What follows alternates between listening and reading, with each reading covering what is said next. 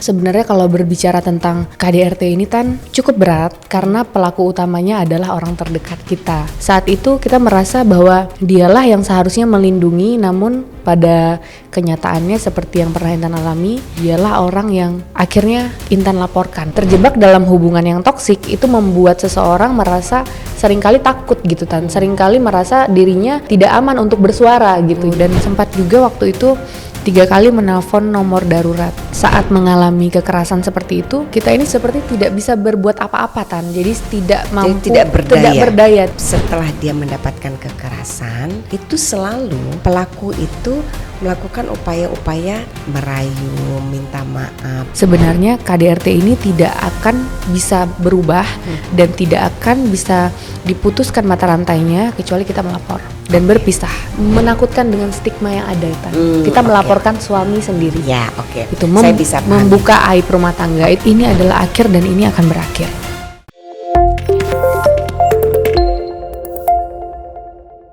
Assalamualaikum warahmatullahi wabarakatuh. Selamat sore sahabat hukum. Kita berjumpa lagi dengan saya Ana Sofa Yuking dalam podcast hukum Semua Ada Aturannya. Dan hari ini kita kehadiran seorang sosok perempuan muda yang sangat menginspirasi dan menurut saya adalah salah satu perempuan muda yang banyak sekali bisa berbagi hikmah baik bagi masyarakat seluruh Indonesia, khususnya sahabat hukum terkait dengan masalah hukum yang pernah dia alami. Intan Nabila. Halo, assalamualaikum. Apa kabar sayang? Alhamdulillah sehat. Alhamdulillah. Cut Intan Nabila, di balik ya keindahan sosok Intan hari ini ya yang banyak menginspirasi. Tentu kita tidak pernah lupa ya beberapa tahun yang lalu, setahun yang lalu ya lebih setahun ya. Yang hampir Intan justru justru hadir di tengah masyarakat kita dengan berita yang luar biasa dan orang melihatnya sebagai manusia perempuan, ibu muda yang menjadi korban dari hubungan yang penuh dengan abusive ya. Tindakan abusive atau tindakan kekerasan baik itu fisik maupun mental. Hari ini, saya kalau lihat senyum Intan, Masya Allah saya juga bersyukur Alhamdulillah ya. Yang dulu datang ke sini dengan tangisan, putus asa, tidak tahu harus mengambil sikap bagaimana, kedepannya bagaimana dengan anak 3. Tapi Alhamdulillah pelan-pelan Intan mulai bangkit, mulai menyadari bahwa segala sesuatunya harus dihadapi dengan positif. Iya, ya. Betul. Apa kabar? Alhamdulillah sehat hari ini. Masya Allah bisa duduk di sini dengan situasi yang jauh berbeda dari pertama kali Intan hadir di kursi ini. Waktu pertama hadir bagaimana perasaannya? Waktu pertama hadir perasaannya jujur tidak bisa didefinisikan rasanya seperti apa. Yang pasti seperti yang pernah Tante lihat penuh dengan air mata di sini. Sekarang sudah jauh berbeda. Jauh berbeda ya. Oke. Tentu orang tidak banyak yang tahu ya sesungguhnya apa sih yang dihadapi oleh seorang Intan. Karena masyarakat biasanya hanya melihat dari sisi luar saja. Oke, dia korban KDRT, dia lagi stres, dia lagi sedih, dia mau bercerai, dia sedang menghadapi kasusnya segala macam gitu ya. Pelajaran apa yang Intan bisa sharing ke masyarakat ketika pada saat itu boom gitu ya, ada pemberitaan yang luar biasa. Intan tentu tidak pernah menduga bisa sedemikian dahsyatnya ya. Pelajaran apa yang Intan bisa sharing? Pelajaran yang bisa Intan sharing, yang pasti yang pertama Intan merasa bersyukur akhirnya bisa keluar dari hubungan yang toksik waktu itu dan membuka mata Intan bahwa dunia hukum perlindungan terhadap perempuan itu sangat ada dan kita berhak mendapatkan hak-hak kita sebagai seorang wanita di mata hukum dan di mata agama serta sebagai seseorang yang berhak mencintai dan melindungi dirinya sendiri.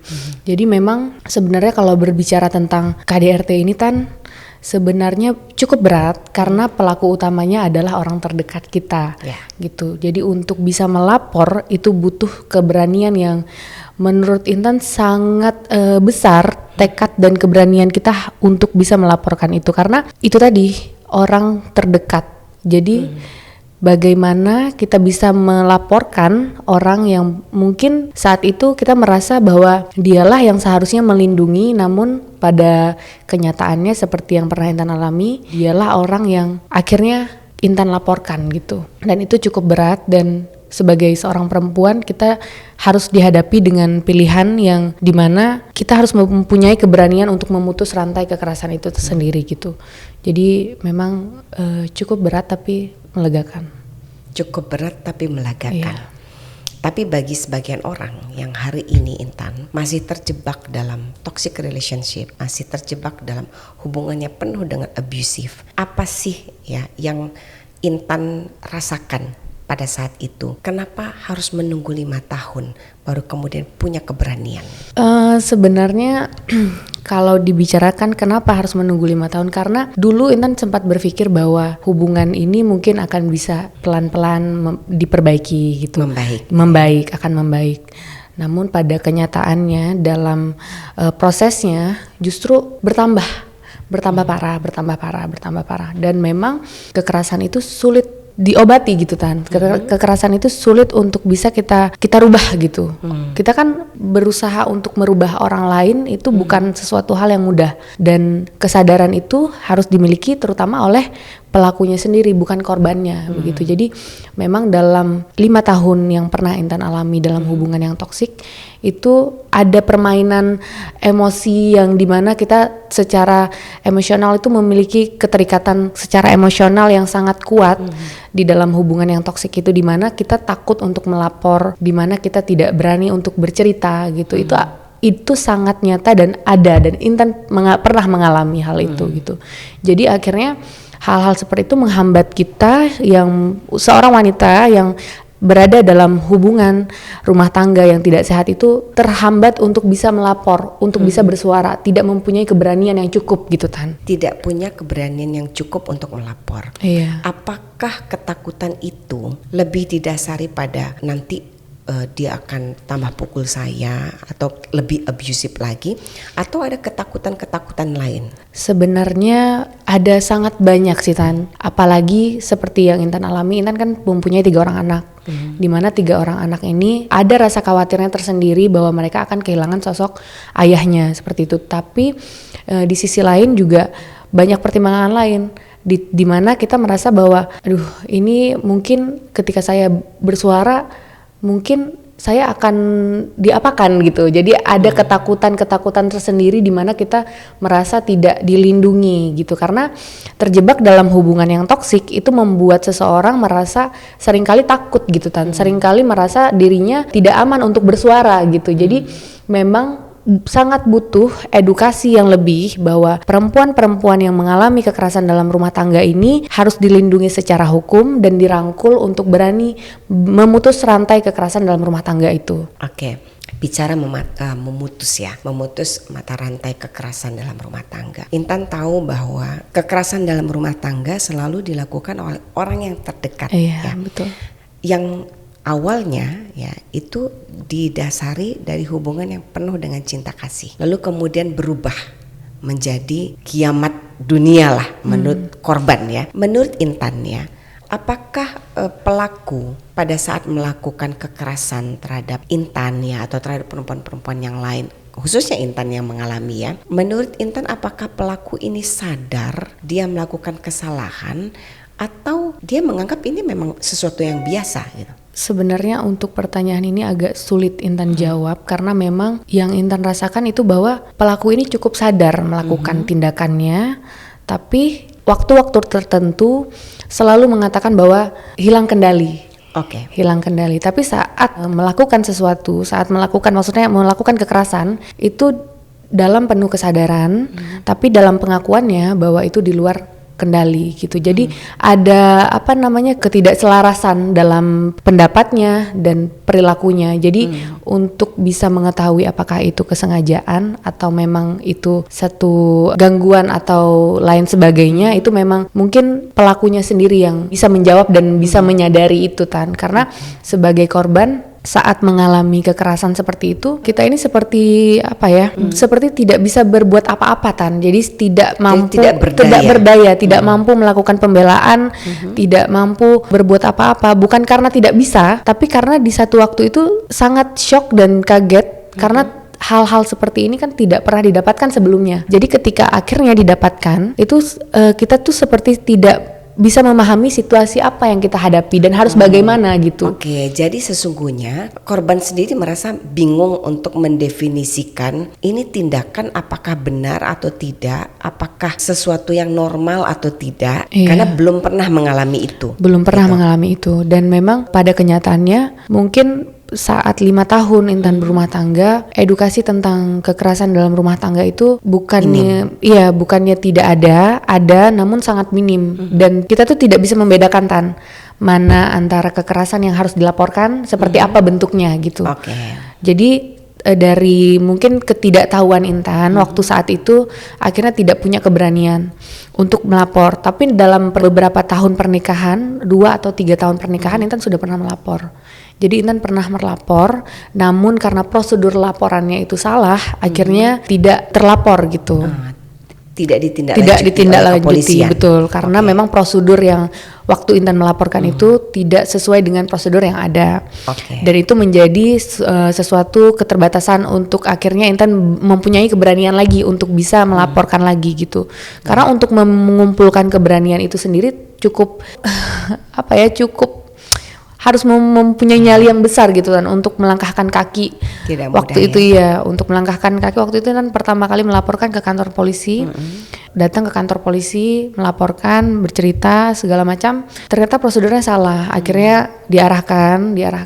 Nah, setelah dari situ akhirnya keberaniannya itu tenggelam lagi. Jadi kayak ya udah, coba kita kasih kesempatan lagi gitu. Jadi akhirnya seperti itu. Dan sempat juga waktu itu 3 kali menelpon nomor darurat. Nah, 3 kali menelpon nomor darurat, namun memang sayangnya nomor darurat ini tidak ada orang yang bisa langsung menuju ke tempat lokasi gitu Tan. Jadi jadi mereka menerima sesungguhnya laporan itu, tapi tidak ada tindakan cepat. Tidak ada tindakan cepat. Tanggap hari itu juga. Iya, nah itu yang membuat akhirnya keterbatasan untuk bisa ditolong lebih cepat begitu. Jadi memang mungkin ini sebagai evaluasi, mungkin jika ada nomor darurat khusus yang dimana ketika kita menelpon langsung ada eksekusi bisa didatangkan ke tempat kejadian, bantuan itu sangat gitu ya. Itu sangat membantu untuk korban ini langsung terlindungi dan diberikan edukasi gitu Tan. Karena jika berlarut-larut, kalau korban KDRT ini yang Intan rasakan sangat mudah berubah, pikirannya sangat mudah berubah. Bahkan ketika hari ini punya keberanian untuk melapor, besok akan melapor, itu bisa kayak mungkin saya harus beri 1 kali lagi kesempatan gitu. Jadi apalagi ya yang saya tahu nih ya dari beberapa korban yang kita tangani, selalu tuh keadaannya seperti Intan, ada yang namanya tuh honeymoon phase. Iya betul. Jadi setelah dia mendapatkan kekerasan, itu hampir selalu pelaku itu melakukan upaya-upaya merayu, minta maaf, begging gitu ya, dan melayani korbannya dengan penuh cinta. Iya. Nah itu namanya honeymoon phase. Apakah itu juga yang dialami oleh Intan? Bisa dibilang iya. Itu terjadi. Jadi memang saat terjadi kekerasan itu afternya Intan seringkali diberi bunga, permintaan maaf. Tapi memang tidak setiap kali ada kekerasan, tapi kebanyakan memang seperti itu. Ini tidak menceritakan detail kejadian, namun ini hanya sebagai edukasi bahwa itu memang terjadi dan memang ada fase-fase seperti itu. Dan di kacamata Intan saat ini, itu adalah kesalahan besar untuk memaafkan dengan hal-hal seperti itu adalah kesalahan besar, bahwa sebenarnya KDRT ini tidak akan bisa berubah dan tidak akan bisa diputuskan mata rantainya kecuali kita melapor dan berpisah gitu Tan. Jadi memang kekerasan dalam rumah tangga ini, kalaupun ada mungkin 1 dari 1000, kalaupun ada 1 dari 1000 yang mungkin bisa berubah. Karena yang Intan alami ada peningkatan, ada eskalasi intensitas kekerasannya. Jadi memang tidak langsung meningkat begitu saja, tapi ada tahap-tahapnya di mana kekerasan itu intensitasnya itu meningkat. Jadi tidak tidak bisa kita kontrol juga Tan, karena memang kekerasan ini kan terjadi mungkin tidak setiap hari, dan mungkin bisa terjadi kalau yang seperti Intan alami sebulan, ada jeda 3 bulan gitu. Jadi memang dalam proses itu pasti ada sesuatu hal yang semakin parah, dimana pada akhirnya di titik terakhir Intan berani bersuara itu adalah titik dimana anak ikut terlibat dalam kekerasan tersebut, yang dimana ketika anak terlibat, Intan sebagai ibu sangat-sangat merasa terancam, tidak hanya secara diri sendiri, tapi juga jiwa seorang ibu akhirnya keluar gitu Tan, akhirnya berani untuk bisa melindungi seorang anaknya. Di situ Intan sudah berasa kayak, oh ini mungkin akan terjadi suatu hari nanti kepada mereka. Jadi sebelum itu terjadi berkepanjangan, akhirnya Intan memutuskan untuk meng-up ke media.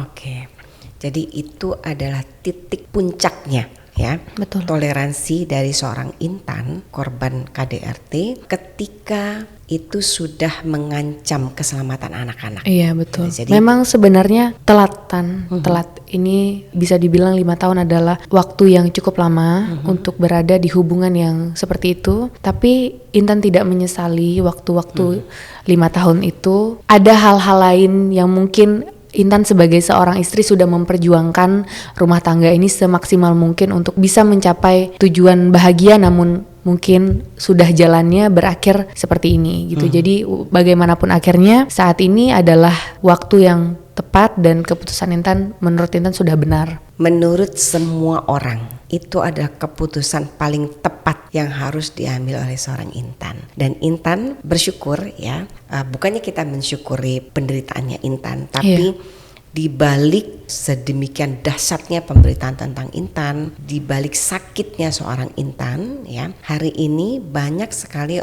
membuka mata para korban KDRT yang sampai hari ini masih belum mampu keluar dari toxic relationship ini, dari perilaku abusive yang dilakukan oleh suaminya. Melihat Intan akhirnya punya keberanian ya, luar biasa menurut saya. Jadi saya bahkan di Instagram pernah say thank you kepada Intan ya, karena menurut saya Intan sudah berani menjadikan dirinya sebagai tolak ukur gitu ya bagi perempuan-perempuan untuk bisa mandiri, kuat dan berani untuk menyuarakan sesuatu yang tidak adil untuk hidupnya gitu ya. Jadi ketidakadilan yang dialami oleh Intan, berani bersuara tapi tidak kemudian menjadi perempuan cengeng ya yang meratapi ya apa yang terjadi. Untuk usia Intan yang masih sangat muda, menurut saya itu luar biasa ya. That's why I say thank you to you ya kan, karena kamu mampu switch dengan cepat gitu ya. Oh saya nggak bisa drama, saya nggak bisa larut dalam kesedihan, saya harus bangkit because I have three angels. Oke? Kamu punya 3 bidadari yang harus kamu perjuangkan hidupnya ya, lahir dan batinnya. Jadi kamu berjuang hari ini, saya salut, luar biasa, tegar di usia muda. Bahkan ya Intan demi menjamin ya bahwa kehidupannya nanti ke depan juga terlindungi oleh hukum dengan baik. Saya lihat Intan kuliah hukum. Kenapa? Apakah kuliah hukum karena ada persoalan kemarin, atau memang Intan sendiri meyakini bahwa oh saya harus kuliah hukum supaya saya ngerti hukum gitu?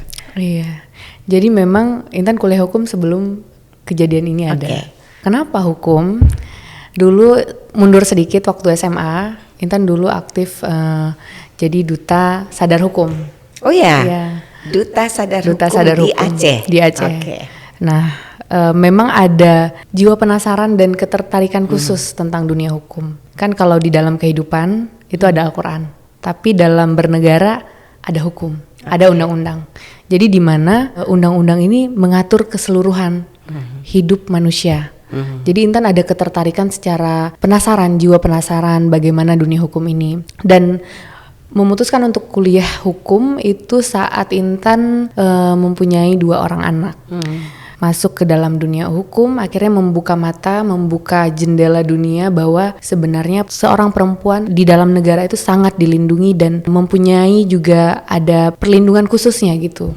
Jadi Intan rasa cukup menarik dunia hukum, yang akhirnya banyak tahu bahwa kekerasan juga KDRT itu tersendiri tidak hanya tentang kekerasan secara fisik. Ada kekerasan psikis, seksual, terus juga kekerasan secara ekonomi, penelantaran juga termasuk. Jadi memang banyak sekali hal yang mungkin sebelumnya Intan tidak tahu, akhirnya jadi tahu tentang hukum ini sendiri gitu. Ya, saya setuju ya Intan bahwa di negara hukum ya, karena kita ini negara hukum, tentu siapapun itu ya tidak terkecuali harus mengerti hukum ya, Iya. karena semua lini kehidupan kita itu ada aturannya. Betul. Ya.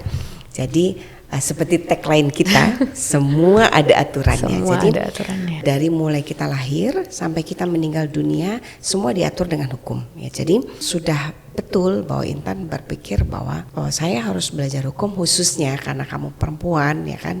Mungkin kalau perempuan dalam rumah tangga, yang pertama yang harus dia pikirkan adalah apa hak dan kewajiban saya yang dilindungi oleh hukum sebagai perempuan, Iya. ya kan, sebagai istri, sebagai ibu, sebagai anak, ya.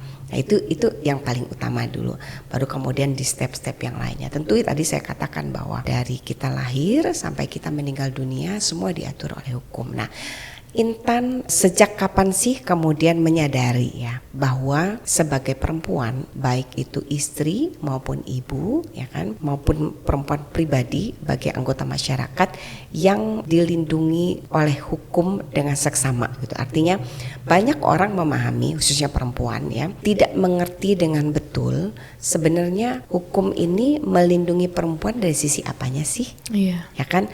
Terus sampai mana sih dilindungi? Sampai di saat kapan ya? Nah, di saat kapan Intan kemudian merasa bahwa setelah kuliah hukumkah atau memang sebelumnya saya ini dilindungi oleh hukum dengan cukup seksama gitu? Sebenarnya sebelumnya sudah menyadari Tan, cuman memang untuk bisa melaporkan atau bersuara itu tadi itu butuh keberanian yang sangat luar biasa. Karena pelaku kekerasan dalam rumah tangga adalah orang terdekat kita sendiri. Ya. Jadi untuk melaporkan orang terdekat itu sangat dibutuhkan mental yang kuat dan keberanian yang cukup luar biasa. Tapi Intan mengerti kan bahwa itu perbuatan adalah perbuatan yang salah, Mengerti, itu perbuatan ada melanggar hukum, dan Intan tahu bahwa itu boleh dilaporkan gitu. Mengerti, cukup mengerti. Namun dalam faktanya dalam hubungan yang toksik, dalam pernikahan yang mengalami kekerasan di dalamnya itu membuat kita secara emosional itu berpikir bahwa pelaku ini akan berubah gitu. Akhirnya itu menghambatan. Jadi ada tarik menarik antara emosional dan realistis bahwa ini bisa dilaporkan gitu. Dan itu banyak terjadi juga dengan perempuan-perempuan yang Iya, lain betul. ya, yang saat ini masih mengalami KDRT. Nah, Intan pribadi nih ya, pernah nggak baca undang-undang penghapusan kekerasan dalam rumah tangga sebelum kejadian ini? Pernah. Pernah. Paham betul sanksinya apa itu bentuk kekerasan? Paham betul, tapi Paham betul. iya. Jadi sesungguhnya Intan sudah bisa mendefinisikan ya, segala yang Intan lalui hari itu sudah bisa mendefinisikan dengan baik dan benar bahwa peristiwa itu adalah peristiwa yang melanggar hukum. Iya. Oke. Bahwa peristiwa itu adalah peristiwa yang melanggar hukum, namun saat itu ada kecenderungan bahwa kekerasan seperti apa bentuknya Tan.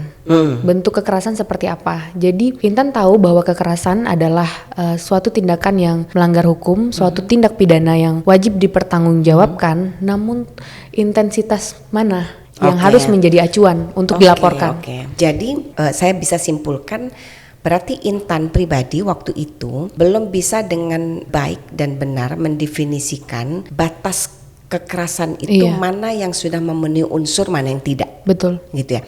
Karena itu perlahan-lahan ya kejadiannya ya. Jadi bukan tiba-tiba langsung main tonjok gitu, enggak begitu. Jadi memang sebenarnya dalam undang-undang itu tersendiri menyebutkan bahwa menjambak, menampar, memukul itu sudah bisa dilaporkan. Namun dalam hubungan rumah tangga saat kejadian kekerasan ini terjadi, ada dilema dalam diri bahwa melaporkan ini apakah terlalu berlebihan. Oke. Gitu. Menakutkan dengan stigma yang ada Tan. Kita melaporkan suami sendiri. Ya, oke. Itu Saya bisa pahamin. membuka aib rumah tangga itu sangat dihantui dengan ketakutan itu tersendiri. Walaupun selama berumah tangga Intan tidak pernah menceritakan detail kejadian apapun kepada siapapun. Even kepada orang tua. Even kepada orang tua, tapi saat tahun kedua itu sudah mulai orang tua sudah mulai tahu ada kekerasan. Oke.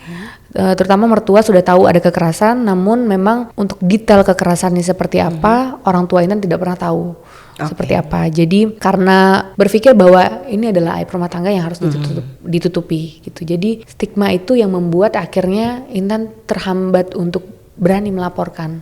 Ada ketakutan tersendiri bahwa ini tanggung jawab saya menjaga aib rumah tangga saya, seperti itu. Jadi cukup apa ya? Ya, complicated. Jadi saya juga sharing ya kepada sahabat hukum pengalaman kita menangani korban KDRT. Betul yang Intan sampaikan ya, bahwa bukan hanya takut nanti suaminya marah atau suaminya melakukan kekerasan yang lebih berat lagi ketika dia melapor, tapi ada ketakutan juga bahwa asumsinya itu salah. Jadi betul. Kesimpulannya itu salah. Jadi karena kekurangtahuan korban tentang batasan mana sih yang dianggap sebagai KDRT. Karena toleransi orang juga berbeda-beda. Jadi ada misalnya dalam hubungan rumah tangga, ada yang menganggap Intan dipukul, dijambak sesuai dengan peraturan perundang-undangan, atau dia berbicara keras saja itu sudah dianggap KDRT. Lalu kemudian dia merasa, oh saya harus cepat menyelamatkan diri. Ada juga yang menganggap, oh nanti dulu. Jadi ada pembenaran, ada toleransi gitu ya. Mungkin dia sedang kesal, mungkin dia dulu dia nggak begini kok, dia baik waktu pacaran gitu ya. Mungkin dia lalai, mungkin dia terbawa emosi gitu ya. Dia nggak sengaja kok. Nah itu kalimat-kalimat pembenar ya. Sampai kemudian dia menganggap nanti kalau saya sudah dipukul sampai berdarah, baru itu dianggap sebagai kekerasan. Nah, ada juga yang sudah dipukul sampai berdarah, selama dia bilang, oh nggak apa-apa kok, udah saya obatin sembuh. Kemudian ada honeymoon phase itu, ya kan, dimana suami nanti begging minta maaf, kasih hadiah. Sorry ya, tadi aku nggak sengaja. Sorry ya, tadi aku soalnya lagi bete. Sorry ya, tadi kantor tuh soalnya lagi banyak banget persoalan. So kamu harus maklum gitu. Nah, pemakluman ini yang kemudian akhirnya menjadikan seorang korban nih perempuan merasa terbiasa akhirnya dengan tindakan-tindakan itu, karena dari awal tidak punya dia batasan yang jelas, nggak punya barriernya. Iya benar. Nah, harusnya perempuan-perempuan dari awal sinyalnya udah kuat nih. Jadi kalau dalam rumah tangga itu ya, semua itu kan sakinah mawadah warohmah ya. Kalau semua didasari dengan cinta untuk membentuk suatu rumah tangga yang tenang, nyaman, penuh kasih sayang. Once dia melakukan sesuatu yang sifatnya tidak normal tuh ini harus seragam dulu. Jadi masyarakat khususnya perempuan harus paham kalau dia sudah memukul dengan cara apapun itu salah.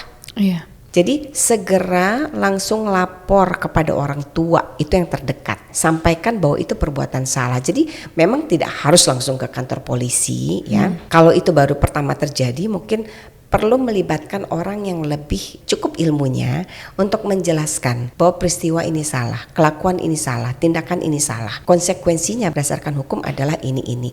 Ada sanksinya. Kalau dia sudah diberi tahu dengan baik, lalu kemudian dia berubah, nah itu baru namanya bisa memberikan kesempatan kedua ya. Jadi perempuan tuh harus aktif, jangan diam saja. Jadi ketika nggak apa-apa sih, boleh-boleh saja, karena batas toleransi orang terhadap kekerasan itu berbeda.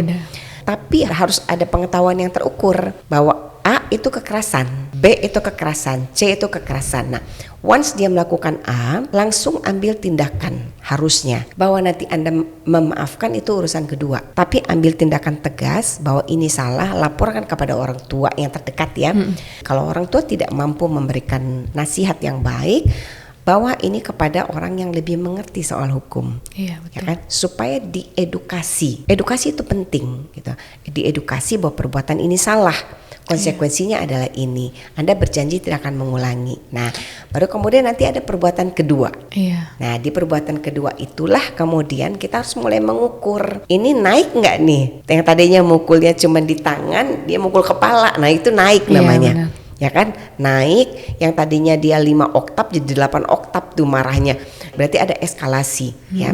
Nah, kalau ada kenaikan itu makin waspada. Nah, harus siap-siap kumpulkan bukti-bukti, sebab kita tidak pernah tahu kan yang terjadi esok harinya apa. Jadi perempuan-perempuan harus pandai seperti itu ya.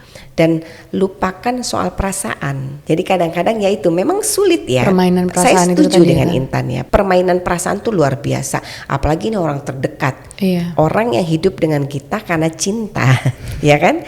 menikah karena cinta, pasti kan nggak ada menikah yang karena benci gitu ya. Pasti karena cinta, kecuali dia dipaksa gitu. Jadi memang sulit sekali, apalagi usia waktu itu masih sangat muda. Sangat Saya muda. sangat memahami keadaan Intan. Kenapa harus menunggu sampai 5 tahun, sampai menunggu ini bener-bener firm gitu, ini kekerasan gitu ya, yang sudah tidak bisa ditolerir. Bahkan Intan punya pertimbangan, oh ini udah urusannya sama anak. Iya, tapi di tahap-tahap awal itu kan memang sebenarnya kita sudah bicarakan dengan secara kekeluargaan. Oke, sudah melibatkan orang tua. Sudah melibatkan orang tua. Setelah itu Intan melapor untuk pertama kalinya sebelum ini itu pernah melapor. Melapor itu akhirnya kita dibuatkan surat perdamaian. Surat perdamaian oleh pihak kepolisian. Dan itu juga sudah diberikan saran dan arahan. Waktu itu dia berjanji tidak akan mengulangi perbuatannya. Akhirnya pada beberapa kali, 3 kali Intan juga pernah menelpon nomor darurat. Menelpon nomor darurat, namun banyak hal yang akhirnya melaporkan dia secara langsung ke KPAI ya itu terhambat. Jadi memang secara tahap-tahapnya itu sudah dilalui. Namun Intan rasa kekerasan dalam rumah tangga ini butuh saklek gitu Tan. Butuh waktu yang benar-benar kita libatkan dan kita cut off. Jadi butuh satu waktu yang seperti itu. Akhirnya itu bisa lepas, benar-benar lepas. Namun jika hanya berbicara secara kekeluargaan ataupun nasihat-nasihat itu secara pribadi yang Intan alami itu akan berulang. Kekerasan dalam rumah tangga tidak akan pernah bisa berhenti kecuali kita melaporkan. Jadi Intan berkesimpulan ya bahwa kekerasan dalam rumah tangga itu tidak akan pernah bisa berhenti kecuali perempuannya memutuskan secara tegas saya akan keluar. Iya, betul. Dan melaporkan ya, tentu dengan konsekuensi. Iya. Ya. Kalau sudah melaporkan suaminya ke KDRT, konsekuensi yang terberatnya adalah perceraian. Betul. Intan waktu itu berpikir nggak waktu melaporkan itu, saya melaporkan, saya sudah tahu konsekuensinya dan saya siap. Hari itu ada keberanian yang sangat besar, dan di benak Intan terpikir bahwa ini adalah akhir dan ini akan berakhir. Waktu itu saat kejadian memposting itu, melihat sekeliling kamar itu adalah tatapan terakhir Tan. Jadi Intan sudah sangat yakin ini adalah tatapan terakhir saya di sini. Ini adalah duduk terakhir saya di tempat ini. Jadi saat memposting itu memang sudah sangat siap akan konsekuensi yang akan terjadi. Namun rasa sedih, rasa sakit itu tidak akan bisa langsung hilang begitu saja. Air mata tidak langsung kering hari itu juga. Jadi memang ada proses yang dilalui. Tante menemani proses itu dan melihat bagaimana semua apa yang terjadi di yang tidak ada di media, yang ada di media Tante adalah orang yang tahu segalanya tentang hal itu. Jadi menurut Intan ini adalah tindakan yang sangat benar yang pernah Intan lakukan dalam hidup Intan. Dan ini adalah tindakan yang sangat benar juga yang Intan lakukan untuk anak-anak Intan. Karena mungkin jika tidak melaporkan hari itu, kita tidak tahu hari-hari lain Intan apakah masih ada atau bisa tidak. Bisa jadi tinggal nama. Iya, bisa jadi tinggal nama. Ya karena kita tidak pernah tahu ya. Bahkan banyak sekali Intan korban kekerasan yang menunda atau tidak punya kemampuan untuk bersuara atau tidak punya kemampuan keberanian untuk saya harus berhenti hari ini gitu. Akhirnya dia tinggal nama. Iya. Ya, dan itu yang wanti-wanti sekali kepada Intan waktu itu ketika kita harus mengambil keputusan apakah harus bercerai atau tidak atau kamu harus kembali lagi ke sana. Jadi itu juga tidak mudah. Jadi ini pemirsa ya, sahabat hukum seluruh Indonesia harus tahu betul bahwa di balik layar untuk memutuskan perceraian itu pun sangat mudah sulit bagi seorang Intan. Dan saya mengerti betul 100% apa yang dia rasakan dan saya hanya bisa bersabar dalam mengingatkan Intan, bersabar dalam memberikan pemahaman kepada Intan bahwa yang terbaik adalah berpisah ya, karena kita sangat concern dengan keselamatan jiwa dan raga Intan. Mungkin fisik masih bisa selamat, tapi jiwa itu kita tidak bisa menjamin. Jadi fisikmu mungkin masih bisa selamat, tapi jiwamu kita tidak bisa jamin ya. Menyisakan trauma. Kesehatan jiwamu, anak-anak. Nah itu kan kalau anak-anak setiap hari disajikan dengan peristiwa-peristiwa seperti yang kita lihat, itu saya terus terang sangat-sangat concern dengan keselamatan anak-anak ya, jiwa dan raganya. Jadi kesabaran tim hukum, tim lawyer ya, mengingatkan Intan, memberikan masukan, macam-macam. Pada akhirnya mendengarkan keluh kesahnya ya, dan bersabar juga dengan on off-nya, moodnya Intan ya, Masya Allah. Memang tapi cukup berat sebenarnya Tan, saat awal-awal untuk memutuskan sebenarnya untuk akhirnya oke, mari kita ajukan perceraian. Itu kan yang sangat berat dalam hidup Intan sebenarnya, karena mempertimbangkan banyak hal. Dan memang walaupun kekerasan ini sudah terjadi, perceraian adalah hal yang sangat berat yang pernah Intan ambil keputusannya. Melaporkan mantan suami dan memutuskan untuk bercerai. Itu adalah dua keputusan yang cukup signifikan merubah hidup Intan, dan itu adalah keputusan yang sangat besar yang pernah Intan ambil dalam hidup. Jadi untuk memikirkan itu juga Intan perlu waktu yang cukup panjang, perlu tenang dan istiqoroh dalam setiap prosesnya. Walaupun ketika ditanya kepada saran, masukan, semua saran sama, semua saran sama bahwa berpisah adalah yang terbaik. Tapi Intan tetap untuk bisa mencoba memikirkan sendiri, memberi waktu kepada diri sendiri, apa langkah ke depan yang harus saya ambil, dan lebih memantapkan diri. Karena keputusan untuk bercerai, ketika saya bercerai, saya tidak mau menyisakan penyesalan. Dan akhirnya keputusan akhirnya untuk bercerai saat ini tidak menyisakan penyesalan. Jadi memang walaupun lambat prosesnya, tapi tidak menyisakan penyesalan. Itu yang paling penting. Dan langkah itu tidak mudah, sahabatku. Kita saksinya ya. Ada banyak air mata di meja ini. Ya, ada banyak air mata, kemudian ada banyak doa dari orang-orang di sekeliling Intan ya, tim lawyer, tim musyawarah ya, sahabat dari Mbak Dini segala macam, kemudian para ustadz juga memberi nasihat yang cukup baik untuk Intan. Artinya sahabat hukum, keputusan Intan untuk kemudian bercerai itu bukan sesuatu yang sifatnya penuh emosi ya, tapi betul-betul diambil dengan pertimbangan yang sangat matang, dengan ilmu yang cukup juga, dibimbing oleh banyak orang yang memiliki kecukupan ilmu ya. Sehingga Intan kemudian memutuskan ini penuh dengan kesadaran dan tahu betul konsekuensinya ke depan. Jadi betul. Ya tadi Intan bilang, sehingga kemudian putusan ini tidak menghasilkan atau menyisakan suatu penyesalan. Itu keputusan yang luar biasa. Kita balik nih, kilas balik pada saat kasus pidana ya. Intan tuh dalam waktu bersamaan menghadapi dua perkara, pidana, perceraian, luar biasa.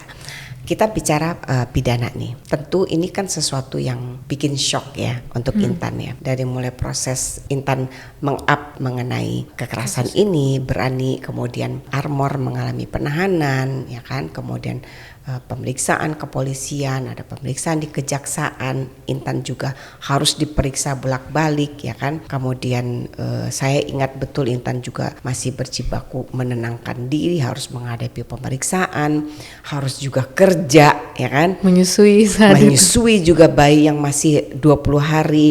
Kemudian Intan harus menghadapi proses persidangan yang saya tahu banget gak mudah banget bagi Intan. Sempat berkali-kali Intan harus menangis karena mengingat lagi peristiwa-peristiwa itu. Intan, supaya masyarakat sahabat hukum bisa memahami ya, bagaimana sih seorang Intan ketika harus menghadapi persoalan itu begitu cepat gitu ya prosesnya kan Intan tidak membayangkan itu begitu tiba-tiba viral, berapa juta orang yang melihat ya kan, membicarakan itu, seluruh mata tertuju kepada Intan, pengen tahu peristiwa itu seperti apa, kasusnya bagaimana, pemberitaan di mana-mana. Sementara Intan sendiri ya, orang tidak tahu betapa beratnya menghadapi itu. Situasi Tiba-tiba itu. harus diperiksa, tiba-tiba harus ngurus anak sendiri, tiba-tiba harus kerja, tiba-tiba harus menghadapi persidangan. Sharing dong, bagaimana perasaan Intan pada saat itu? Apa yang Intan ambil pelajaran dari saat itu? Cukup berat, saat itu cukup berat. Di bulan-bulan pertama itu menghadapi segala proses itu banyak adaptasi karena memang proses Intan adalah transisi. Transisi dari rumah tangga, pindah tempat tinggal, single parent. Banyak hal yang Intan lalui beda dengan sebelumnya. Bahkan semuanya berbeda. Semuanya berbeda dalam satu waktu dan satu hari mengubah hidup Intan hari itu. Rasanya cukup berat, melelahkan melelahkan. Tapi Intan yakin bahwa proses melelahkan itu akan membuahkan hasil. Dan itu memang harus dilalui. Proses yang memang harus Intan lalui dan sudah selelah itu untuk keluar dari hubungan yang toksik. Semakin lama kita terjebak dalam hubungan yang toksik, maka semakin besar pula effort kita untuk keluar dari situ, Tan. Tante pernah dengar nggak? Kalau kita salah tujuan kereta, tiket kembali tuh lebih mahal harganya. Dan waktu yang kita butuhkan untuk kembali juga lebih lama. Itu yang kamu alami? Itu yang saya alami. Berat ya? Berat, cukup berat. Intan tiba-tiba yang tadinya nyaman di rumah, ya kan, masih honeymoon dengan bayinya baru 20 hari, tiba-tiba harus bolak-balik pemeriksaan. Apa yang Intan rasakan sebagai orang awam nih ya? Sudahlah Intan panik, stres, sedih, kecewa ya dengan kehidupan berkeluarganya, kemudian harus menghadapi pemeriksaan. Ini supaya masyarakat hukum tahu ya. Intan bagaimana sih proses dulu dengan kepolisian, pemeriksaan? Apa yang Intan hadapi? Apakah sesederhana misalnya, oh oke, diperiksa datang selesai? Apa yang Intan hadapi pada saat harus berurusan dengan kepolisian? Berurusan dengan kepolisian hari itu pertama adalah BAP ya. Kita di BAP. Jujur BAP itu seperti harus membuka suara, bercerita sedetail-detailnya, bahkan detail yang sangat kecil itu harus dituangkan dalam BAP itu. Jadi ada trauma juga, mungkin saat itu didampingi oleh psikolog, didampingi oleh orang tua.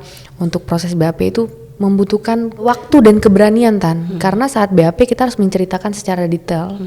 Dan cerita ini belum pernah diceritakan pada siapapun. BAP terjadi, cerita ini keluar akhirnya saat BAP. Pada saat BAP akhirnya disitulah dimana akhirnya seluruh yang terjadi dalam rumah tangga Intan terbongkar. Dan untuk pertama kalinya. Jadi memang cukup berat, cukup sakit menceritakannya, tapi itu adalah proses yang harus dilewati dalam prosedur hukum. Dan pada saat datang ke persidangan, melihat banyak kasus-kasus lain, mungkin Intan merasa bahwa sebenarnya kita cukup dilindungi secara hukum, Tan. Dan ketika kita berani bersuara, kita cukup aman untuk bisa dilindungi secara hukum.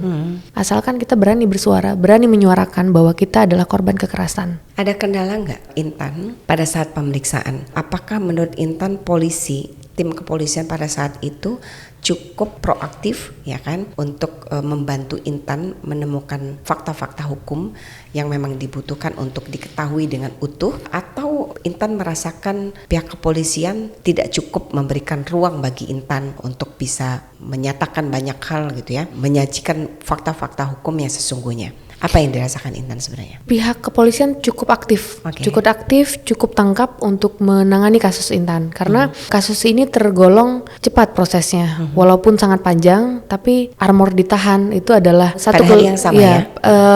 Besoknya. Oh besok? Okay. Besoknya ditahan itu adalah langkah yang menurut Intan sangat cepat dan tangkap gitu dalam menangani kasus ini.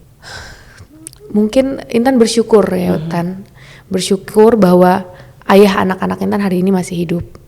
Walaupun dalam proses dia belajar, dia sebagai manusia juga mempunyai hidup yang mungkin nanti suatu hari nanti hidup yang lebih baik. Intan masih berharap punya seperti itu. Ya, Intan berharap seperti itu. Jadi memang dia ditangkap kepolisian adalah suatu tindakan yang cukup baik untuk dia dan untuk Intan saat itu. Untuk posisinya saat ini bahwa dia mampu mempertanggungjawabkan kejadian ini di mata hukum dan negara cukup andil dalam prosesnya. Walaupun sayangnya akhirnya dia kasasi, akhirnya dia mengajukan banding untuk kasus pidana dan kasus perceraian pun begitu, dia mengajukan banding, sangat disayangkan, tapi Intan cukup lega. Jadi menurut Intan sesungguhnya harusnya Armor bersyukur, ya kan, satu, masalah ini ditangani cepat oleh kepolisian sehingga tidak ada hukum rimba yang berjalan, betul. ya. Bersyukur bahwa ini berjalan sebagaimana mestinya, polisi cepat tanggap dan pemeriksaan terhadap Intan juga cukup cepat, dilimpahkan ke kejaksaan juga alhamdulillah juga cukup cepat, di persidangan alhamdulillah juga lancar, ya, bukti-bukti kita bisa diterima dengan baik. Nah, dalam perjalanan saya kan ingat betul, ya Intan, dulu saya tanya concern Intan, kamu concern sekali nggak dengan putusan itu berapa tahun, ya, karena ini sangat menentukan bagaimana kita mensupport kejaksaan untuk fight gitu, ya, berjuang untuk keadilan kamu. Jadi walaupun sebenarnya tanpa saya bertanya itu ya memang sudah tugas kami untuk terus mendorong kejaksaan untuk fight gitu, ya, memperjuangkan keadilan untuk Intan gitu. Pada waktu itu Intan menyampaikan, tante saya tidak concern terhadap berapa lamanya, ya, tapi yang menjadi concern Intan adalah memvalidasi bahwa tindakan yang dilakukan oleh Armor adalah suatu tindakan yang salah, ya, di mata hukum dan harus dipertanggungjawabkan secara hukum. Ya, dan itu sebenarnya sudah terjadi. Nah, cuman memang, ya Intan, sangat disayangkan juga sahabat hukum juga banyak bertanya-tanya pada saat Armor dijatuhi hukuman 4,5 tahun, sesungguhnya dari pihak Intan, saya sudah tanya waktu itu langsung pada Intan, are you okay gitu kan. Intan sampaikan, saya bersyukur alhamdulillah tante, yang penting ini sudah dinyatakan bersalah, ya kan, dan dia mempertanggungjawabkan perbuatannya di mata hukum. Artinya Intan dengan saya punya prinsip yang sama dengan tim hukum bahwa urusan apakah dia ini adil atau tidak adil itu urusan dia kepada Tuhan, ya. Allah yang lebih tahu apakah ini adil untuk tidak adil untuk seorang Armor dan untuk seorang Intan. Tapi bagi Intan keadilan itu adalah tentang bahwa seseorang yang sudah melakukan kejahatan atau kekerasan dalam rumah tangga harus dinyatakan bersalah. Lalu kemudian harus mempertanggungjawabkannya di mata hukum, gitu ya. Dan itu sebenarnya concernnya Intan dan itu sama dengan kita. Jadi tapi kita sangat menyayangkan gitu, ya, dengan putusan yang sebenarnya cukup ringan 4,5 tahun, kemudian Armor menyatakan banding, dan banding itu kemudian keluar putusan menjadi turun 3 tahun, lalu kemudian jaksa kasasi, ya. Kita berharap apapun itu, saya pesan sama Intan, ya, termasuk pada Armor, bahwa hukuman itu berat atau tidak berat, ringan atau tidak ringan, lama atau tidak lama, sebenarnya bukan itu concernnya. Jadi ketika seseorang itu dihukum, concernnya adalah apakah itu memberikan efek jera atau tidak, gitu ya. Walaupun dia dihukum 1 minggu, kalau itu memberikan efek jera itu bagus sekali. Tapi kalaupun dia diberi hukuman 12 tahun sekalipun, kalau itu tidak memberikan efek jera, itu yang berbahaya. Sangat disayangkan. Tadinya kita berprasangka baik bahwa apapun putusannya dia menerima, ya kan, dan dia akan berjanji untuk memperbaiki diri gitu, ya, memberikan efek jera. Lalu yang satu lagi soal cerai. Nah, cerai ini saya juga kaget gitu, ya, kok Intan sudah menerima, alhamdulillah, ya kan, diputus, cerainya diterima oleh hakim. Lalu kemudian Armor diberi kewajiban untuk menafkahi anak-anak gitu, ya. Lalu kemudian tiba-tiba banding. Nah, pihak Armor mengajukan banding. Apa pandangannya Intan ketika Armor yang sudah jelas-jelas ini kan, apalagi yang mau diperjuangkan karena memang pernikahan itu memang harus berakhir gitu, ya. Lalu banding. Sangat disayangkan. Sangat disayangkan karena sudut pandang Intan sebagai seorang single parent yang saat ini bersama anak-anak, bekerja menafkahi anak-anak, Armor mengajukan banding terkait nafkah anak yang nominalnya yang sudah ditetapkan oleh hakim 15 juta per bulan untuk 3 orang anak. Dia tidak setuju. Dianggap ultra petitum. Jadi sangat disayangkan Tan, karena realitanya untuk menghidupi 3 orang anak lebih dari itu. Dan Intan selalu berprinsip bahwa rezeki yang saya terima mungkin adalah rezeki anak-anak juga. Saya tidak pernah menuntut bahwa ini harus nominalnya sekian, berapapun itu saya terima. Saat itu Intan berpikir bahwa mungkin 15 juta adalah angka yang sederhana untuk 3 orang anak. Namun kenyataannya Armor mengajukan banding. Itu cukup membuat kita jujur kaget, ya Tan. Kaget. Dan mungkin yang akan kecewa sebenarnya bukan Intan, Tan. Intan menjaga anak-anak ini tidak kecewa dengan orang tuanya, tidak kecewa dengan ayahnya, bahwa ayahnya mengajukan banding atas hak anak-anaknya. Yang Intan jaga sebenarnya itu. Namun dia sendiri yang mungkin suatu hari nanti ya, kepercayaan anak-anak terhadap dia. Saya sih berprinsip bahwa anak-anak ini adalah anak-anak yang bersih, putih, tidak boleh didondai dengan keburukan, tidak boleh didondai dengan hal-hal yang membuat dia membenci seorang ayahnya. Saya selalu melindungi dalam artian tidak pernah bercerita buruk tentang ayahnya. Saya selalu membranding sosok ayahnya adalah orang yang sedang belajar. Ya, ketika anak-anak tanya, Abi di mana? Abi sekolah. Aku selalu bilang hal-hal seperti itu supaya menjaga bahwa mental anak-anak ini, walaupun dalam situasi seperti ini yang mungkin banyak stigma bahwa ini adalah keluarga broken home, aku membuat ini anak-anak ini tetap merasa dicintai, merasa mereka selalu terhubung gitu. Jadi memang sangat disayangkan, sebenarnya bukan untuk aku, Tan, untuk anak-anak. Kepercayaan anak-anak. Suatu hari nanti anak-anak ini kan akan dewasa. Anak-anak ini akan tahu yang sebenarnya. Dan anak-anak ini suatu hari nanti akan melihat jejak digital. Itu penting. Jejak digital, apa yang disajikan oleh media, apa yang disajikan oleh media atas perbuatannya, atas perbuatan saya juga. Maksudnya saya menjaga cukup baik bahwa tidak akan menyatakan sesuatu yang akan membuat trauma anak-anak di masa depan. Jadi memang cukup disayangkan, tapi kembali lagi itu di luar batas kemampuan Intan. Intan juga bingung, kenapa hal ini disebut ultra petitum. Intan sekolah hukum, tapi rasanya perlu dijelaskan, Tan.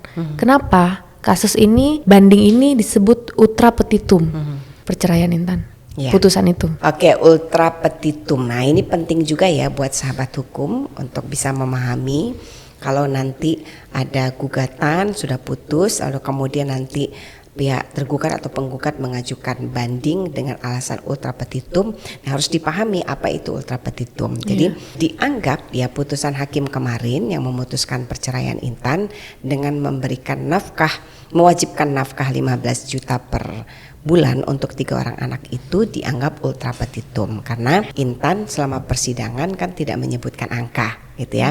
Di petitum kita tidak menyebutkan angka. Nah, padahal ya dalam prakteknya di peradilan ya Mahkamah Agung berdasarkan putusan 556/71 itu jelas mengatur ya, itu menjadi jurisprudensi juga bagi para hakim ya, bahwa hakim itu boleh memutus ya lebih dari yang dimintakan oleh penggugat selama itu masih dalam kaitan dengan materi gugatan. Jadi Intan kemarin kan jelas dalam gugatan perceraiannya permohonannya salah satunya adalah nafkah anak ya.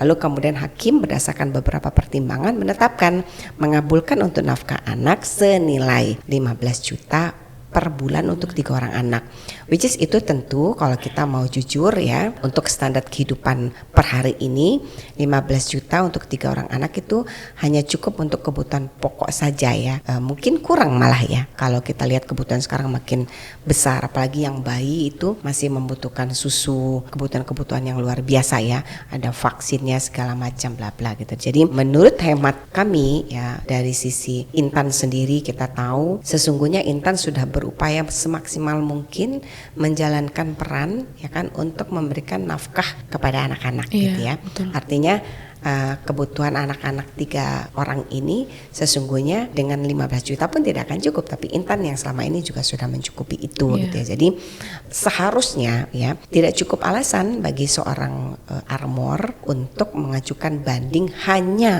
untuk ya memperjuangkan tidak memberikan 15 juta kepada anak gitu ya, yang mana itu menurut kita sebenarnya sangat wajar gitu ya. Memang sudah menjadi kewajiban seorang ayah gitu ya untuk memberikan nafkah kepada anaknya dalam kondisi apapun ya.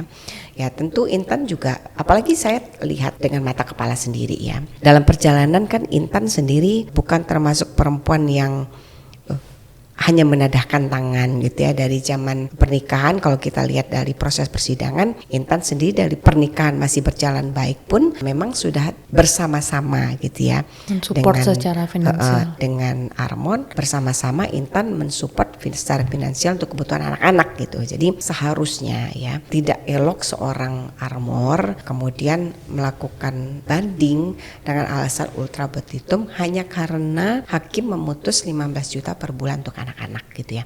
Karena itu sebenarnya bukan kepentingan Intan, itu kan sebenarnya kepentingan anak-anak yang memang sudah menjadi kewajibannya ayahnya. Iya, gitu. betul. Jadi saya sangat sayangkan karena ini akan meninggalkan jejak digital yang Sangat kurang baik disayangkan. untuk anak-anak. Nanti anak-anak besar akan melihat, kok ayah saya Tidak bertanggung jawab ya. iya, kok ayah saya mengajukan banding untuk sesuatu yang sebenarnya memang menjadi kewajibannya gitu. Jadi saya tidak tahu pertimbangannya, apakah ini pertimbangan tim lawyernya atau ini memang pertimbangannya Armor, saya tidak tahu persis. Tapi kalau kita mengetuk hati nuraninya Armor, harusnya Armor tidak memilih untuk banding gitu ya. Tapi apapun itu, ini adalah hak setiap masyarakat ya. Setiap manusia, setiap orang yang berurusan dengan hukum punya hak untuk memperjuangkan haknya di hadapan hukum. Jadi dalam prakteknya nih Intan ini sahabat hukum juga harus tahu, boleh hakim itu, jadi berdasarkan jurisprudensi Mahkamah Agung 55671 ya, bahwa hakim itu boleh memutus lebih dari yang digugat sepanjang masih masuk dalam materi berkaitan dengan materi yang digugat. Jadi kalau materinya Intan meminta nafkah untuk anak, lalu kemudian hakim memutuskan, oh ya oke, saya kabulkan nafkah untuk anak-anak sebesar sekian, itu masih dalam kategori itu. Dan dalam praktek peradilan juga hakim itu, kita kan biasanya ada dalam gugatan itu ada ex aqua et bono. Jadi ada namanya gugatan subsidiar, di mana ex aqua et bono itu memberikan hak kepada hakim memang untuk memutus sebagaimana pertimbangan yang layak menurut hakim. Menentukan jumlahnya. Yes, sepanjang memang itu berkaitan dengan materi pokok gugatannya kita gitu. Dan petitum sudah jelas gitu. Jadi itu sesuatu yang sebenarnya dibenarkan ya. Petitum primer ya, itu kemudian diputus oleh hakim dengan tambahan petitum subsidiar karena dia memiliki kewenangan ex aqua et bono gitu ya. Jadi boleh memutuskan itu. Lalu kemudian Mahkamah Agung juga sudah jelas memberikan jurisprudensi. Jadi sebenarnya tidak ada yang salah dengan putusan hakim. Nah, tapi terlepas itu tadi ya, sangat disayangkan. Sangat saya sayangkan gitu ya. Karena harusnya Armor berpikir panjang Untuk menjaga jejak untuk digital. menjaga jejak digital untuk anak-anak. Karena sebenarnya dalam prakteknya bahwa nanti dia tidak bisa pun, toh Intan tidak akan langsung serta-merta melaporkan pidana karena dia melakukan penelantaran. Tentu ada toleransi, ada pertimbangan-pertimbangan Intan gitu ya, karena toh selama ini juga yang menanggung biaya hidup anak-anak memang Intan sendiri gitu ya, dan itu sudah dijalani juga selama perkawinan. Intan berjuang gitu ya untuk memastikan kebutuhan hidup anak-anak itu terpenuhi dengan baik gitu. Jadi itu menurut pendapat saya ya Intan ya, jadi sangat disayangkan gitu. Lalu kemudian terkait dengan pidana ya, tadi juga saya sangat menyayangkan karena sesungguhnya 4,5 tahun itu sebenarnya sudah cukup sebentar ya, cukup adil. Untuk kasus yang seperti ini. Untuk kasus yang cukup besar seperti ini gitu ya. Kekerasan terhadap istri sendiri dilakukan berulang-ulang, bahkan di depan anak-anak, dan bahkan pada saat Intan mengalami kehamilan sekalipun ada kekerasan. Jadi menurut saya itu sesungguhnya 4,5 tahun itu sudah cukup ringan gitu ya untuk ukuran kekerasan yang dia perbuat. Lalu kemudian mengajukan banding menjadi 3 tahun, dan sekarang kasasi ya. Saya berharap hakim bisa melihat ini secara utuh ya, dan ini akan menjadi presiden ya, menjadi contoh lah ya, menjadi role model, menjadi patokan bagi kasus-kasus serupa ya di kemudian hari, bahwa korban kekerasan itu harus mendapatkan keadilan yang sebaik-baiknya, dan pelaku harus dihukum dengan sesuai dengan seadil-adilnya, sesuai dengan apa yang dia lakukan gitu. Saya kira itu. Terus Intan nih sekarang sudah tenang, tadinya pidananya udah keluar, tiba-tiba masih harus ada proses lagi. Perceraian harusnya sudah selesai, ada proses lagi banding ya. Mungkin nanti ada kasasi, kita tidak tahu. Tapi apa sih yang Intan ambil hikmah ya, khususnya pelajaran dari sisi hukum ya, supaya Intan juga bisa sharing dengan sahabat hukum kalau menghadapi persoalan ini apa yang harus dipersiapkan gitu oleh korban gitu, karena proses ini kan panjang, tidak mudah gitu. Sebenarnya dalam menghadapi proses hukum ini, yang pertama adalah kita harus siap mental kita Tan untuk menghadapi setiap keputusan-keputusan yang mungkin di luar harapan kita. Jadi segala apapun keputusan hakim itu di luar wewenang kita. Ya. Jadi jangan paksakan sesuatu ketika kita ingin, saya ingin dia seberat-beratnya, lantas harus seberat-beratnya. Karena dalam hukum ini ada banyak pertimbangan. Dalam hukum ini tidak hanya memakai satu kacamata saja, ada banyak sisi yang dilihat. Jadi ketika hakim sudah memutuskan, menurut saya itu adalah keputusan yang bijak dan saya cukup menghargai keputusan ini. Walaupun memang dalam prosesnya ini ada banding, kasasi dan lain-lain, ini adalah hak dari Armor sebagai warga negara. Cukup disayangkan karena memang kita ingat ada anak-anak yang bisa melihat jejak digital, tapi dalam proses ini saya merasa bahwa saya tidak perlu berharap untuk dia dihukum seberat-beratnya. Yang saya yakini bahwa dia harus mempertanggungjawabkan perbuatannya. Dan sebagai korban, saya tidak berharap mematokkan ini harus berapa tahun, ini harus seperti apa. Saya serahkan kepada yang berwenang, ada hakim, ada jaksa, dibantu juga oleh tim pengacara. Dan memang itu sudah ada porsi masing-masing, ada porsi masing-masing menilai kasus ini bagaimana, ada porsi masing-masing memutuskan ini bagaimana, dan segala keputusannya itu pun harus diterima dengan cukup baik dan cukup sabar, walaupun mungkin ada kenyataan-kenyataan yang tidak sesuai dengan harapan kita, dan kita harus bisa menerima dengan lapang dada keputusan-keputusan ini tadi demi kebaikan kita juga gitu Tan. Jadi agar masalah ini tidak berlarut-larut, agar masalah ini akhirnya tidak melenceng pada jalurnya, kita harus punya kepercayaan terhadap proses hukum itu sendiri. Jadi ketika kita menyerahkan kasus ini termasuk kasus yang Intan serahkan pada hukum sejelas-jelasnya Tan. Sejelas-jelasnya ini adalah kasus saya dan inilah faktanya. Ini adalah proses yang cukup panjang dan memang harus siap saya lewati apapun konsekuensinya ke depan, apapun keputusannya ke depan. Ini adalah pelajaran untuk saya dan ini saya berharap kasus ini menjadi pelajaran juga bagi wanita-wanita di luar sana. Ya, sangat bijaksana. Saya selalu berterima kasih ya, tentu kepada Allah. Terima kasih memberikan klien seperti Intan ya, yang saya tahu betul menghadapi ini tidak mudah. Betul. Ya kan, berat sekali, tapi mau mendengar ya kan. Lalu kemudian Intan pribadi pun punya prinsip yang kuat gitu, dan itu yang saya salut ya Intan. Di tengah hiruk pikuk orang berseteru secara hukum, saling menjatuhkan satu sama lain, mau menang sendiri ya kan. Lalu kemudian menyalahkan keadaan, berusaha untuk mencari-cari sesuatu yang bisa disalahkan atau dijadikan kambing hitam gitu ya. Tapi Intan memilih untuk ini adalah persoalan hidup saya akan hadapi, dan sebagaimanapun tantangannya, seberat apapun itu, ketika harus menghadapi kenyataan yang kita laporkan banding, kemudian cerai yang harusnya sudah selesai banding, tapi Intan tidak menyalahkan, tidak mencari-cari kesalahan, lebih kepada menyayangkan ini ya kan, bijak sekali, karena memang ini bukan persoalan Intan dan Armor saja. Betul. Tapi ini persoalan anak-anak, dan Intan memilih untuk tidak banyak mengeluarkan statement, tenang ya kan, walaupun saya tahu betul Intan pasti kesal, pasti cemas gitu ya, kok nggak selesai gitu ya.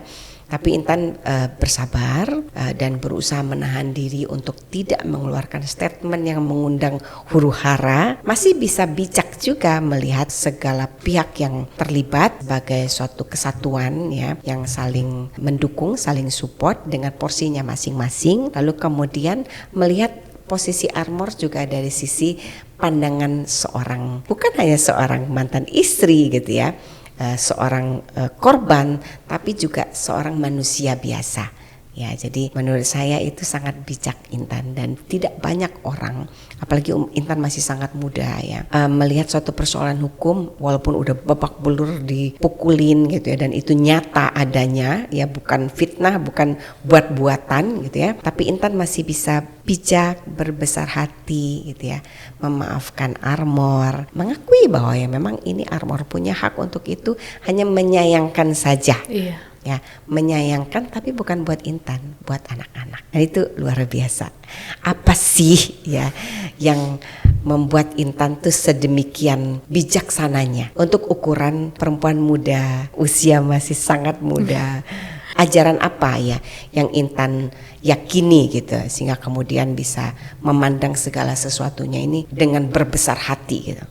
Sebenarnya hidup di sosial media ini kan sifatnya sebentar ya Tan. Di sosial media itu orang mungkin bisa menghakimi segala macam, membuat statement dan lain-lain.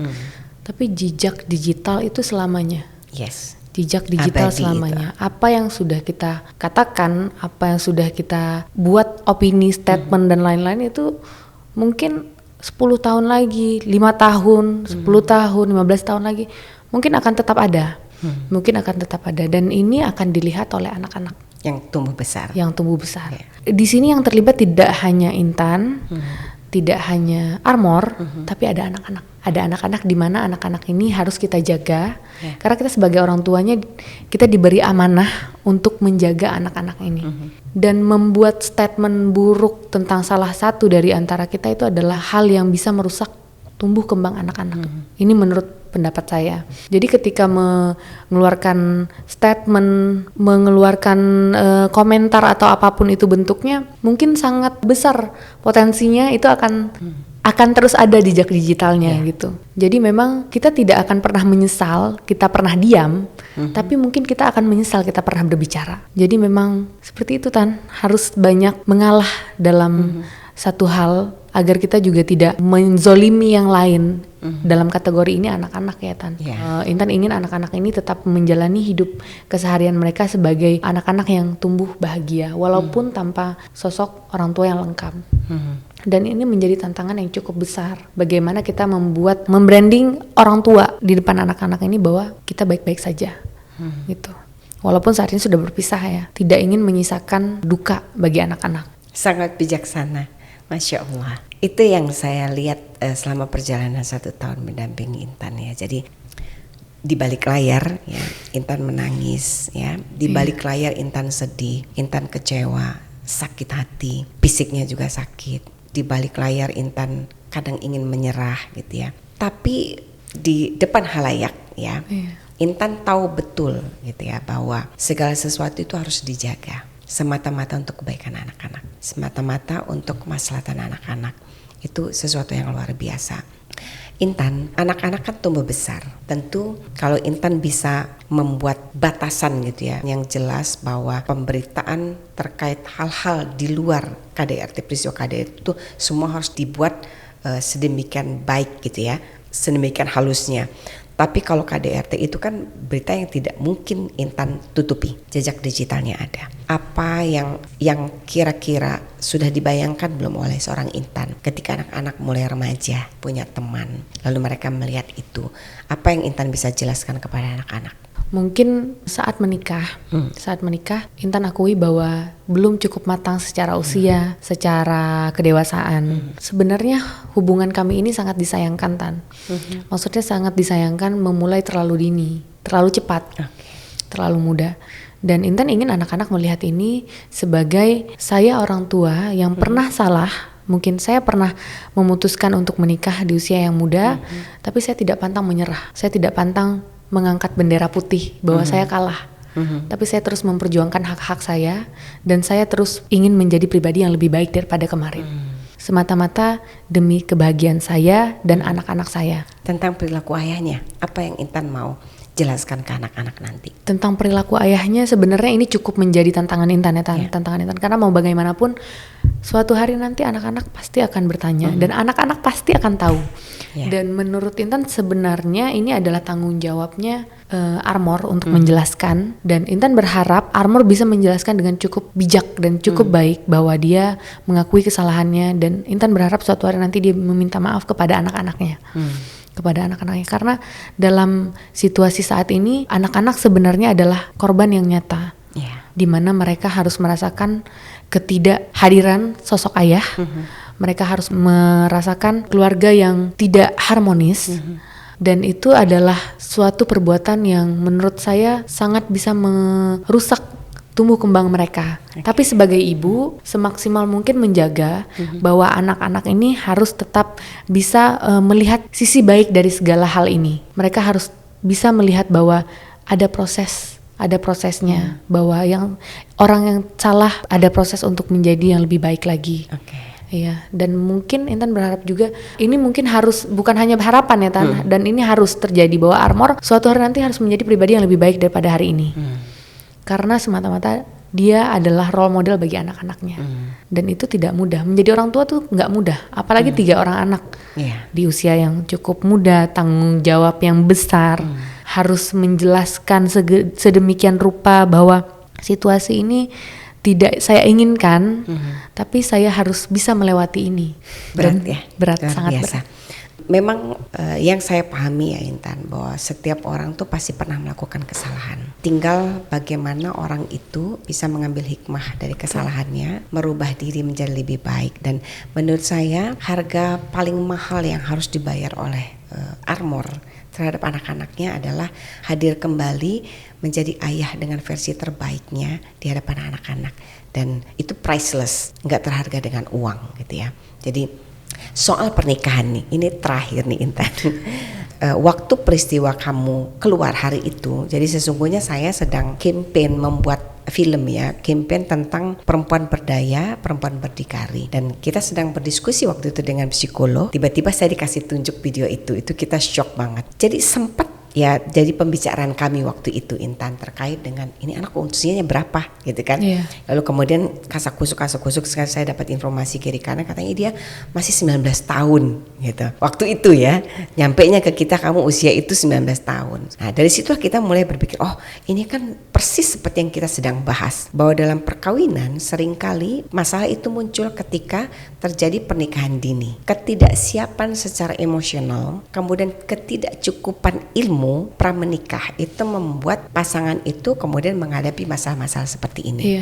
Sehingga kemudian menjadi banyak sekali peristiwa perceraian dalam pernikahan-pernikahan yang dilakukan sejak dini gitu ya, terlalu dini gitu ya, pernikahan dini. Nah, Intan melihatnya seperti apa? Kalau saya memahami ya Intan, bahwa dalam perkawinan itu tidak bisa dilihat dari usia. Usia dini tidak menjadi masalah. Dia boleh-boleh saja menikah di usia 19 tahun selama secara emosional dia sudah siap, secara keilmuan juga dia sudah cukup. Nah, jadi Intan punya pandangan seperti apa? Apakah menurut Intan nih, perlukah yang namanya kalau dalam Islam ya, dalam pernikahan tuh perlukah dalam di KUA itu harus ada pendidikan dulu nih, pendidikan pra perkawinan, dapat sertifikat baru kemudian dia boleh kawin. Gitu lah. Menurut pandangan Intan gimana? Menurut pandangan Intan yang sudah mengalami hal seperti ini dan sudah melewati pernikahan usia 19 tahun, itu sangat dibutuhkan Tan. Karena pernikahan ini kan kita tidak menginginkan untuk berpisah ya.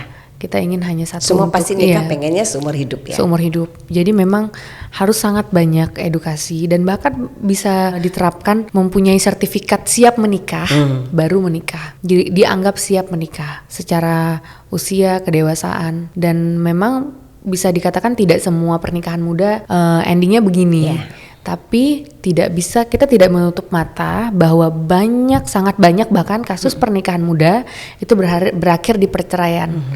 Berakhir di KDRT, berakhir di tidak keharmonisannya itu tidak ada di dalam rumah tangga. Sebenarnya itu adalah dari ketidaksiapan mental anak-anak muda ini Tan. Mungkin saya termasuk, kalau boleh jujur saya adalah orang yang mungkin menikah tidak siap secara mental, tapi Dan memberanikan, ilmunya juga belum cukup. ilmunya juga belum cukup, tapi memberanikan diri karena minim ilmu, minim pengetahuan. Dan memang saat Intan menikah cukup banyak gonjang-ganjing dalam kehidupan pribadi Intan yang mungkin orang-orang tidak tahu dan tidak perlu diceritakan sedetail apa. Tapi memutuskan untuk menikah saat itu adalah mungkin tidak menyesal, tapi itu adalah bisa diistilahkan seperti seharusnya tidak di usia itu. Seharusnya tidak di usia itu. Tapi ya qadarullah sudah mungkin sudah tanggalnya dan sudah jodohnya saat usia itu, dan harus melalui ini kita ambil hikmah baiknya. Tan, bagaimanapun ini kan pernikahan ini adalah dua manusia yang bergabung menjadi satu tim ya, satu tim di mana harus mencocokkan pikirannya, harus mencocokkan sudut pandangnya. Walaupun sebenarnya usia muda ini kan egonya tinggi ya Tan, egonya tinggi. Kadang-kadang ada pendapat, ada sudut pandang yang berbeda, yang akhirnya itu menjadi cekcok, yang akhirnya itu menjadi ketidakseimbangan dalam rumah tangga gitu, yang membuat akhirnya rumah tangga itu tidak harmonis. Dan usia mempengaruhi sebagai Intan yang pernah merasakan menikah muda. Dan mungkin akan teman-teman di luar sana harus lebih mengambil pelajaran dari apa yang saya alami, dari apa yang saya pernah lakukan, kesalahan-kesalahan saya. Jangan sampai ada orang-orang yang mengikuti langkah-langkah yang salah yang pernah saya ambil dalam hidup saya. Bijak lagi dia bijaksana, luar biasa. Pesan terakhir nih buat sahabat hukum ya, dari peristiwa yang Intan alami, apa sih pesan paling penting yang akan Intan sampaikan kepada sahabat hukum, khususnya pada perempuan yang saat ini masih mengalami KDRT? Untuk seluruh perempuan yang saat ini masih terjebak dalam hubungan yang tidak sehat, kekerasan dalam rumah tangga, berani bersuara. Melapor adalah memutus tali rantai kekerasan dalam rumah tangga. Pelaku kekerasan dalam rumah tangga tidak akan pernah bisa berubah kecuali kita berani melapor. Untuk perempuan-perempuan di luar sana harus berani dan harus lebih mencintai diri sendiri. Oke, terima kasih Intan. Terima kasih banyak. Waktunya sore ini sudah berkenan berdiskusi, sharing ya, banyak hal yang positif untuk seluruh sahabat hukum dan khususnya untuk para perempuan, lebih khusus lagi untuk perempuan yang sekarang masih mengalami KDRT dan belum berani untuk mengambil sikap ya. Jadi demikian sahabat hukum, banyak sekali yang kita bisa petik hikmah dari pembicaraan kita dengan Intan sore hari ini. Semoga bermanfaat untuk sahabat hukum semua, dan ingat pesan saya, jangan pernah bosan untuk belajar hukum karena semua lini kehidupan ada aturannya.